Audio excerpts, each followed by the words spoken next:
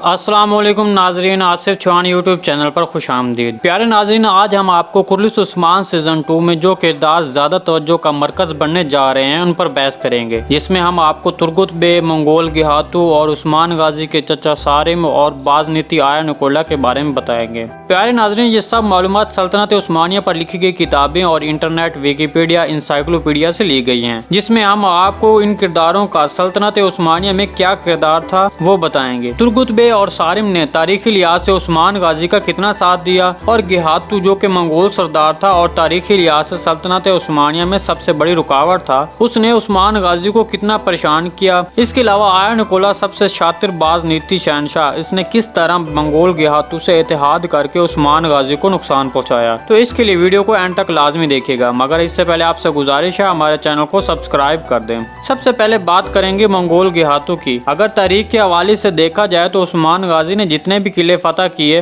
वो या तो बाज़नीती या फिर नसरानियों के थे। मंगोलों के साथ उस्मान गाजी की जंग डेम्बोस के मकाम पर हुई, जिसमें उस्मान गाजी को फतह नसीब हुई। सीजन 2 के शुरू से सल्तनत उस्मानिया की बुनियाद रख दी जाएगी, जिसके बाद उस्मान गाजी मंगोलों को खिराज देना बंद कर देंगे, जिस पर गिहातू काई कबीले पर हमला करेगा, लेकिन मुंह की खाएगा। नाज़रीन, मंगोल गिहातू आएगा तो जरूर, लेकिन बालागाई और सुबुताई की तरह शिकस्त का सामना करना पड़ेगा, क्योंकि तारीख में उस्मान गाजी और मंगोलों के दरमियान जो जंग हुई वो डेम्बोस के मकाम पर बाज़नीती और मंगोलों ने मिलकर उस्मान गाजी के खिलाफ लड़ी, जिसमें उनको शिकस्त का सामना करना पड़ा। नाज़रीन, अब तुर्गुत बे की वापसी यकीनी हो चुकी है, क्योंकि अगर तारीख के हवाले से देखा जाए तो तुर्गुत बे उस्मान गाजी के साथ जंग में शरीक थे। इसके अलावा अगर सीरियल की मौजूदा सूरत हाल देखी जाए तो उस्मान गाजी चंद दोस्तों को खोने की वजह से कमजोर लग रहे हैं, जिसमें कोहनूर, सामसा और अब्दुर्रहमान गाजी का हाथ कटना शामिल है, जिसकी वजह से उस्मान गाजी के साथ किसी मजबूत किरदार को शामिल किया जा सकता है। नाज़रीन, तुर्गुत बे की वापसी के मुतालिक आप कितने बेताब हैं, आपने कमेंट सेक्शन में जरूर बताना है।